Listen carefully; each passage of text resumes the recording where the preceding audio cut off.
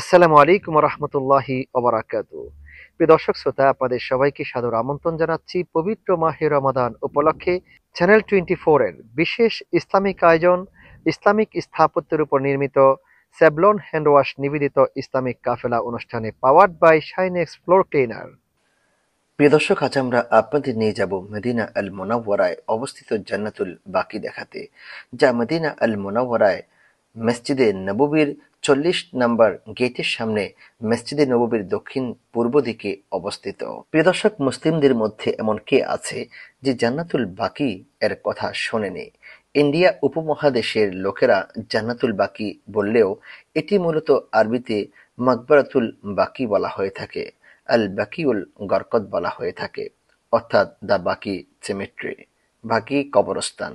ইমাম মালিক রহিমাহুল্লাহু তাআলা আনহুর কথা মতে জান্নাতুল বাকিতে অন্তত 10,000 সাহাবায়ে কেরামের কবর রয়েছে। সুবহানাল্লাহ, সুবহানাল্লাহ। এই কবরস্থানটি ঐতিহাসিকভাবে অত্যন্ত গুরুত্বপূর্ণ। এখানে রাসূল সাল্লাল্লাহু আলাইহি ওয়াসাল্লামের অনেক আত্মীয় ও সাহাবীকে দাফন করা হয়েছে। রাসূল সাল্লাল্লাহু আলাইহি ওয়াসাল্লাম এই কবরস্থানে প্রায় তিনি আসতেন এবং জিয়ারত করতেন। জান্নাতুল বাকির পিছনে একসময় একটি ইয়াহুদির কবর ছিল। পরবর্তীতে উমাইয়া আমলে তা জান্নাতুল বাকির অংশ হিসাবে পরিণত হয়েছে। প্রিয় দর্শক, আপনারা জানেন মুহাম্মদ সাল্লাল্লাহু আলাইহি ওয়াসাল্লাম হিজরত করে মদিনায় আসার পর জান্নাতুল বাকির স্থান সবুজ বৃক্ষে আচ্ছাদিত ছিল। রাসূল সাল্লাল্লাহু আলাইহি ওয়াসাল্লামের স্ত্রী আয়েশা রাদিয়াল্লাহু তাআলা আনহা বলেছেন, রাসূল সাল্লাল্লাহু আলাইহি ওয়াসাল্লাম শেষ রাতে জান্নাতুল বাকির দিকে বেরিয়ে যেতেন এবং বলতেন, হে কবরের মুমিন সম্প্রদায়, তোমাদের প্রতি শান্তি বর্ষিত হোক। তোমাদের নিকট এসেছে যা তোমাদেরকে ওয়াদা দেওয়া হয়েছিল। কাল কিয়ামত পর্যন্ত তোমরা অবশিষ্ট থাকবে এবং ইনশাআল্লাহ নিশ্চয়ই আমরাও তোমাদের সঙ্গে মিলিত হব। হে আল্লাহ, তুমি বাকিউল গরকতবাসীদেরকে ক্ষমা করে দাও।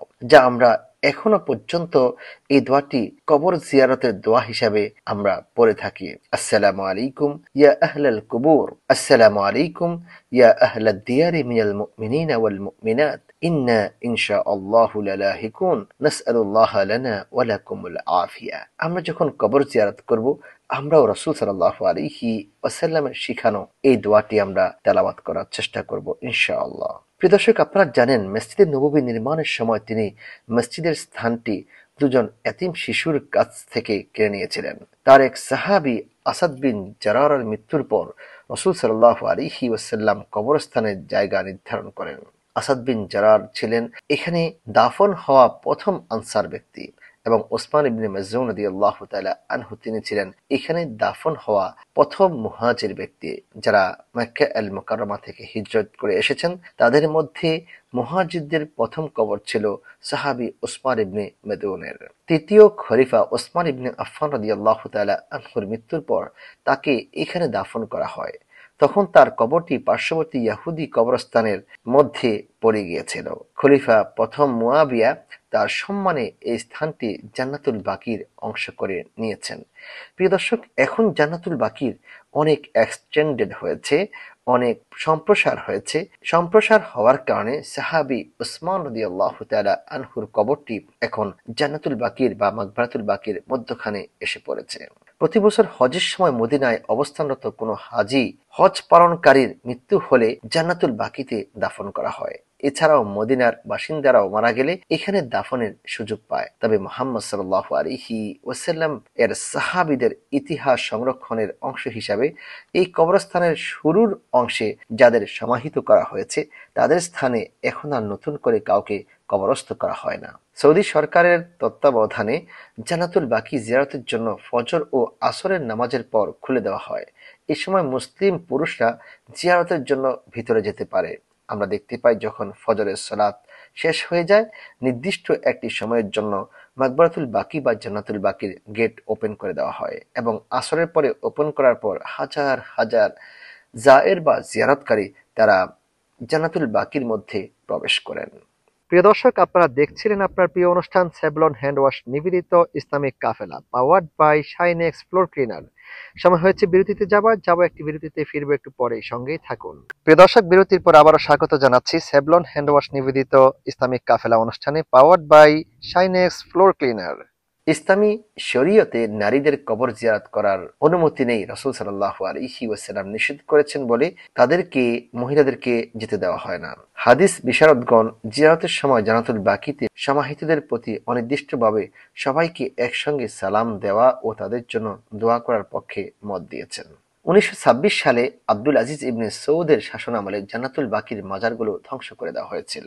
একই বছর মক্কায় মাকবারাতুল মালা বা মুআল্লা, জান্নাতুল মুআল্লা যাকে বলা হয়ে থাকে, সেই কবরস্থানের মাজারগুলো ধ্বংস করে দেওয়া হয়েছিল। জান্নাতুল মুআল্লায় আপনারা জানেন, জান্নাতুল মুআল্লার মধ্যে রাসূল সাল্লাল্লাহু আলাইহি ওয়াসাল্লামের প্রথম স্ত্রী খাদিজা রাদিয়াল্লাহু তাআলা আনহা সহ আরো অন্যান্য আত্মীয়ের কবর রয়েছে। এই সময় বহির্বিশ্বের মুসলিম সম্প্রদায় প্রতিবাদ জানালেও এসব স্থাপনা ধ্বংস করে ফেলে দেওয়া হয়েছে। প্রিয় দর্শক, আপনারা জানেন রাসূল সাল্লাল্লাহু আলাইহি ওয়াসাল্লামের স্ত্রীদের মধ্যে শুধুমাত্র খাদিজা বিনতে খুয়াইলিদ রাদিয়াল্লাহু তাআলা আনহার কবর রয়েছে মক্কা আল মুকাররমার মধ্যে। এছাড়া অন্যান্য স্ত্রীগণের কবর মদিনা আল মুনাওয়ারায় এই মাকবারাতুল বাকি বা জান্নাতুল বাকির মধ্যে রয়েছে।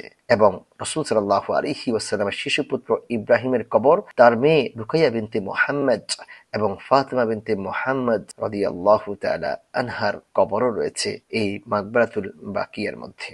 এবং রাসূল সাল্লাল্লাহু আলাইহি ওয়াসাল্লামের চাচা আব্বাস ইবনে আব্দুল মুত্তালিব এবং ফাতিমা বিনতে হিজাম উম্মুল বানিন বলে পরিচিত ফাতেমার মৃত্যুর পর আলী ইবনে আবি তালিব রাদিয়াল্লাহু তাআলা আনহু যাকে বিয়ে করেছেন তার কবরও এখানে রয়েছে। এবং বর্ণনায় পাওয়া যায় হাসান ইবনে আলী মুহাম্মদুর রাসূলুল্লাহ সাল্লাল্লাহু আলাইহি ওয়াসাল্লামের নাতি অর্থাৎ আলী এবং ফাতিমা রাদিয়াল্লাহু তাআলা আনহুমার পুত্রের কবরও এই জায়গার মধ্যে রয়েছে। প্রিয় দর্শক, আপনারা জানেন ইমাম মালিকের কথা। মালিক ইবনে আনাস রাদিয়াল্লাহু তাআলা আনহুর কবরও এই জায়গার মধ্যে আছে বলে একটি মত পাওয়া যাচ্ছে।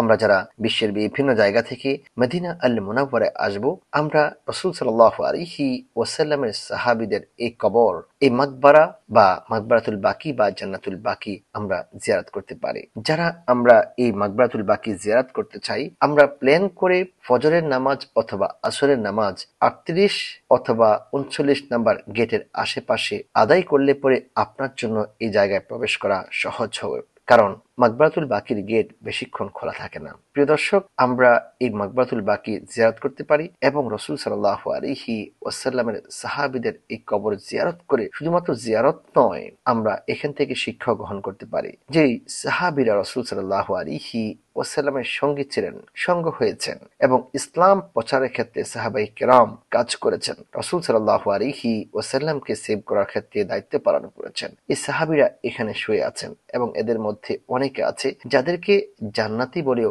সুসংবাদ দেওয়া হয়েছে। প্রিয় দর্শক, আমরা আজকে আপনাদেরকে ঘুরে ঘুরে দেখাচ্ছি মদিনা আল মুনাওয়ারার ঐতিহাসিক জান্নাতুল বাকি। প্রিয় দর্শক, আপনারা দেখছিলেন আপনার প্রিয় অনুষ্ঠান সেভলন হ্যান্ড ওয়াশ নিবেদিত Islamic Kafela, powered by Shinex floor cleaner. সময় হচ্ছে বিদায় নেবার। আজকের মতো এখানে বিদায় নেব। দেখা হবে আগামীকাল অন্য কোনো পর্বে, অন্য কোনো জায়গা নিয়ে উপস্থিত হব, ঠিক একই সময়ে একই চ্যানেলে। সেই পর্যন্ত ভালো থাকুন, সুস্থ থাকুন, নিরাপদে থাকুন, সেই প্রত্যাশা করে বিদায় নিচ্ছি। আল্লাহ হাফেজ। আসসালামু আলাইকুম ওয়া রাহমাতুল্লাহি ওয়া বারাকাতুহু।